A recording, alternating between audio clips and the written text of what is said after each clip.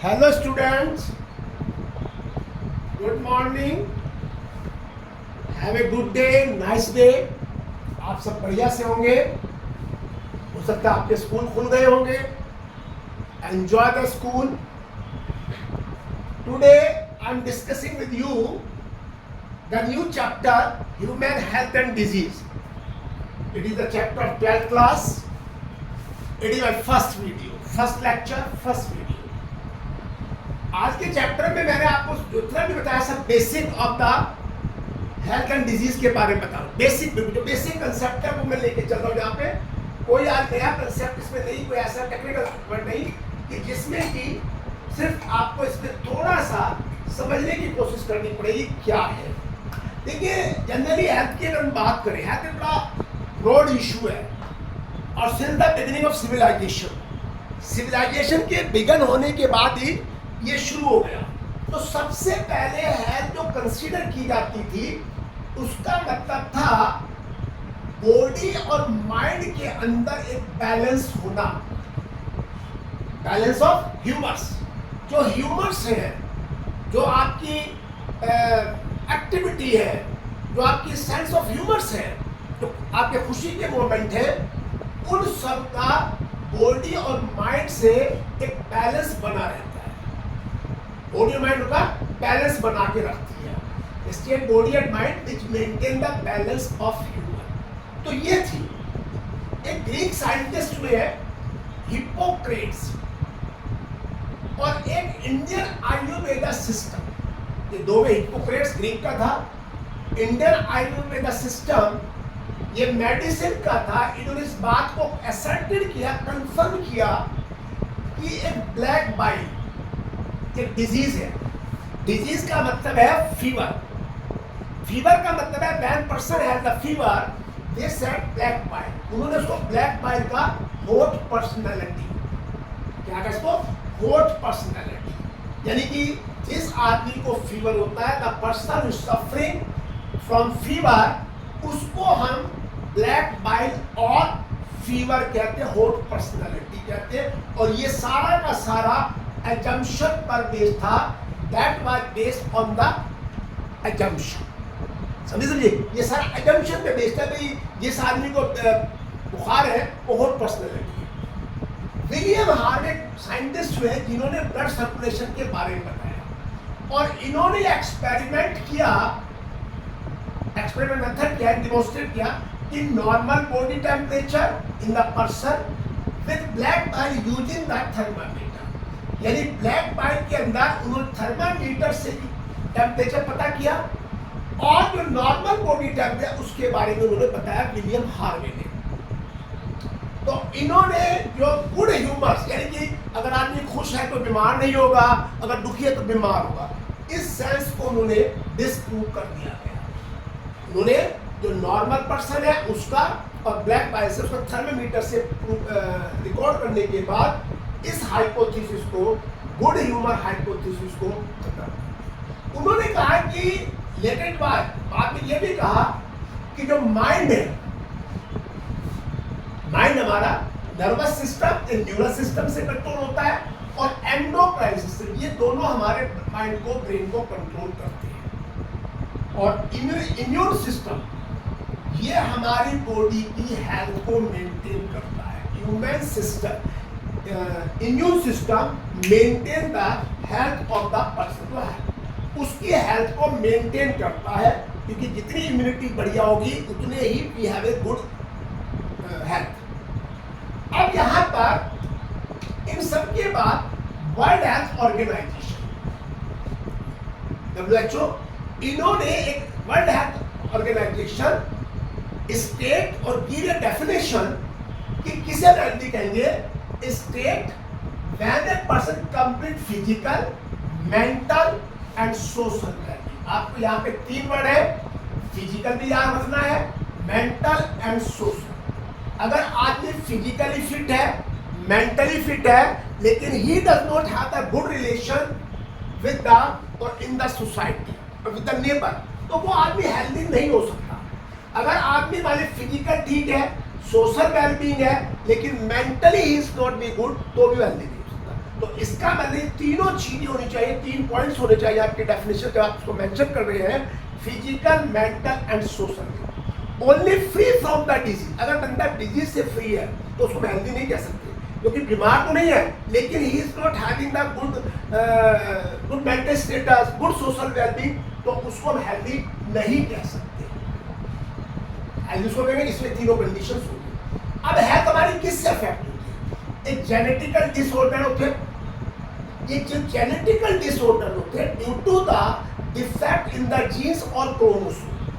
जब हमारे जीन्स में या हमारे क्रोमोसोम में कोई डिफेक्ट आ जाता है तो उससे जो डिसऑर्डर होता है उसको जेनेटिकल डिसऑर्डर होता है, और ये डिसऑर्डर ट्रांसफर होता है from person to person, from generation to generation आता है। अगर हमारा जेनेटिकल डिसऑर्डर है, कोई हमारा क्रोमोसोमल डिसऑर्डर है, तो ये ज्यादातर ट्रांसफर हो जाता है, उसको जेनेटिकल डिसऑर्डर। इसमें मान लिया आपकी डाउन सिंड्रोम में ट्रांसफर नहीं होगी, लेकिन वो आपकी क्रोमोसोमल डिसऑर्डर है। कलर ब्लाइंडनेस है, थैलेसीमिया है, ये आपके जीन्स से होने वाले डिसऑर्डर है। इन्फेक्शन होता है, देखिए इन्फेक्शन का मतलब होता है जब any organism, any disease causing organism attack on the host और पर्सन, उसको इन्फेक्शन कहते हैं। यानी जो ऑर्गेन अटैक करता है on an host, then the organism cause the infection. Infection जो है वो पैथोजन अटैक कर, और पैथोजन क्या है? पैथोजन वो ऑर्गेनिज्म है which do the attack on the host, जो होस्ट पर अटैक करता है और वहां इन्फेक्शन कॉज करता है। तीसरा हमारा लाइफ स्टाइल है। देखिए लाइफ स्टाइल में आज हम इस प्रेजेंट सिनेरियो में our lifestyle has been changed. We are depend on the junk food. We are not ready to do the yoga or exercise or walk.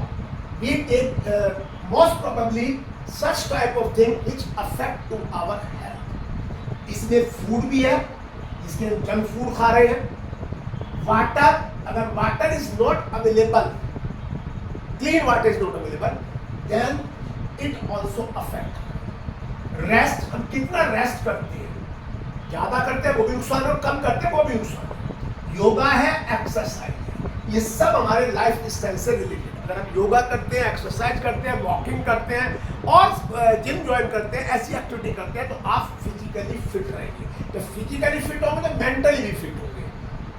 अब यहाँ पर maintain good health, how we maintain the good health, हम good health को कैसे maintain करें, इसके लिए ये सब आपने छोटी क्लास में पढ़ा हुआ है। 9th बैलेंस डाइट, हमारी डाइट बैलेंस होनी चाहिए, इसमें all the component should be in required proportion. ये नहीं कि आप एक सब्सटेंस ज्यादा ले रहे हैं, depend on your choice.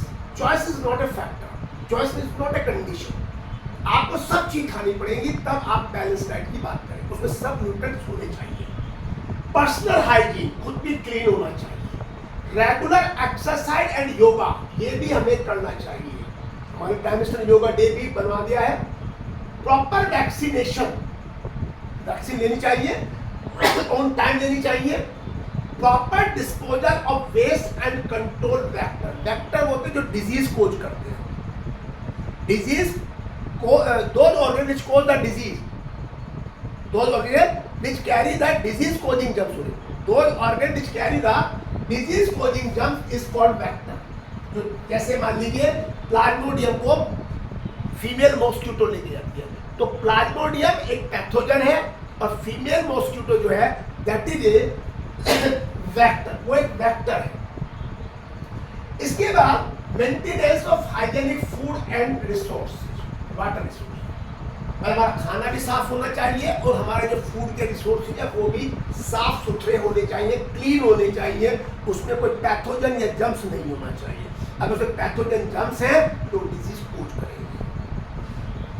Disease का मतलब डिस प्लस ईज, यानी जब हमारे comfort start to lose, the point from where our comfort start to lose, that cause the disease, वो डिजीज कोज कर देते हैं।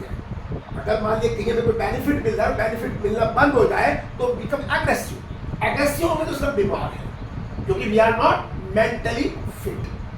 तो ये इसमें डिजीज में malfunctioning of the body होती है, any condition which interfere with normal functioning. कोई ऐसी कंडीशन जो बॉडी के नॉर्मल फंक्शन को अफेक्ट करती है, ऑर्गन्स को अफेक्ट करती है और ऑर्गन सिस्टम को अफेक्ट करती है, उसे हम डिजीज कहते हैं, जहां से हमारे कंफर्ट्स खत्म हो जाते हैं। अब टाइप्स ऑफ डिजीज, या टू टाइप्स ऑफ डिजीज। एक आपकी कॉन्जेनाइटल डिजीज है। ये जो कॉन्जेनाइटल डिजीज है, दे आर सिंस बर्थ। ये हमारे सिंस बर्थ होती है, ये हम पैदा लेके आते हैं, यानी को जेनेटिक डिसऑर्डर भी कहते हैं। ज्यादा जेनेटिक, जैसे डाउन सिंड्रोम है, क्लाइनफेल्टर है, टर्नर सिंड्रोम है, थैलीसीमिया है, आपके एनीमिया है, सिकल सेल एनीमिया, ये सब आपके कॉन्जेनाइटल डिसऑर्डर से सिंस बर्थ है। एक्वायर्ड डिजीज जो कि इंफेक्शन से होती है, और इंफेक्शन कौन कोज करता है? पैथोजेंस कोज करते हैं। और पैथोजेंस कहां से आते हैं? पैथोजेंस हमारी सराउंडिंग में प्रेजेंट होते हैं। Pathogens are present in our surrounding, they regularly attack on our body. तो यानी कि ये इंफेक्शंस होती हैं acquired disease, which are acquired by the person. अब ये जो आपकी एक्वायर्ड डिजीज है, दो तरह की है। एक आपकी कम्युनिकेबल डिजीज है, जिसे आप इंफेक्शियस कहेंगे, और एक नॉन कम्युनिकेबल, इसे नॉन इंफेक्शियस डिजीज कहेंगे। कम्युनिकेबल डिजीज में those disease which are transmit or spread from infected person to other। अगर infected कोई person है तो उससे दूसरे person पे स्प्रेड हो जाती है, उसे हम infectious या communicable disease कहते हैं। इसमें आपके बैक्टीरियल डिजीज, जो बैक्टीरिया कोज करते हैं, इसमें टाइफाइड है, निमोनिया है, डिप्थीरिया है, डिसेंट्री और प्लेग है। ये सब बैक्टीरियल डिजीज आपको याद होने चाहिए, क्योंकि पूछते हैं MCQ में। वायरल डिजीज में जो वायरस कोज करता है, कॉमन कोल्ड है, एड्स है, पोलियो है। प्रोटोजोन्स जो कि आपके पैरासाइट्स होते हैं, ये एंडोपैरासाइट्स भी होते हैं, एक्सोपैरासाइट्स भी होते हैं। एंडोपैरासाइट्स आपकी बॉडी के अंदर होते हैं, एक्सोपैरासाइट जो आपकी बॉडी के बाहर होते हैं। तो अब यहाँ देखिए, ये मलेरिया कोज करते हैं। मलेरिया जब प्लाज्मोडियम कोज करता है, उसको ले जाने वाला vector female mosquito. Amoebic dysentery, ये एंटामीबा स्टोलिटिका से कोज होती है, अमीबिक डिसेंट्री। हेलमिंथेस, ये आपके वर्म्स होते हैं। एक एस्केरिस होता है जो एस्केरिस डिजीज करता है, और एक फिलेरियल वर्म होता है, फिलेरियसिस डिजीज कोज करता है। फंगल डिजीज, ये रिंग वर्म कोज करता है। तो these all are the communicable disease और इन्फेक्शियस डिजीज होती है। Clear है? They transfer infected person to other. Non-communicable disease होते हैं which are not transferred from the infected person to other. अब ब्लड प्रेशर है, डायबिटीज, ये ट्रांसफर नहीं होगी। तो ये जो नॉन कम्युनिकेबल डिजीज है, या नॉन इन्फेक्शियस डिजीज है, नॉन इन्फेक्शियस डिजीज है। तो ये जो नॉन इन्फेक्शियस डिजीज है, इसमें एक होती है डेफिशिएंसी डिजीज। देखिए, डेफिशिएंसी डिजीज से मतलब जब डिजीज जो है कोज हो रही है due to the deficiency of nutrients in your diet, आपकी डाइट बैलेंस डाइट नहीं है, तब वहां पर जो डिजीज और डेफिशिएंसी डिजीज है। अब जिसकी डाइट में जो न्यूट्रिएंट्स है उसको डिजीज, दूसरे को नहीं होगी। इसमें बैरी बैरी है, क्वाशियोकर है, मरासिमस है। डीजनरेटिव डिजीज, इसमें क्या था? माल फंक्शनिंग ऑफ बॉडी ऑर्गन्स होने शुरू करते हैं। माल फंक्शन, प्रॉपर काम नहीं करते due to one and another reason. इसमें हमारी हार्ट डिजीज भी होती है, इसमें हमारी किडनी फेलियर भी हो सकती है, क्योंकि नेफ्रॉन्स काम करना बंद कर देते हैं। हार्ट डिजीज में हार्ट की मसल्स काम करना बंद कर देती हैं, वॉल्व काम करना बंद कर देती है, इसे डीजनरेटिव। एलर्जी में हमारी अस्थमा आती है, ब्रोंकाइटिस आती है। Allergy is the hypersensitive state of the body which react immediately toward the certain allergy. जो एलर्जन का जो एलर्जी कोजिंग जर्म्स हैं, जैसे they come in the touch of our body, body immediately give the response. उसको कहते हैं allergic reaction. और cancer, ये भी हमारी बॉडी में होता है, but these all are the non communicable disease, non infectious। तो आप ये वीडियो को देखिए, लाइक करिए, शेयर करिए, कमेंट करिए और सब्सक्राइब कीजिए।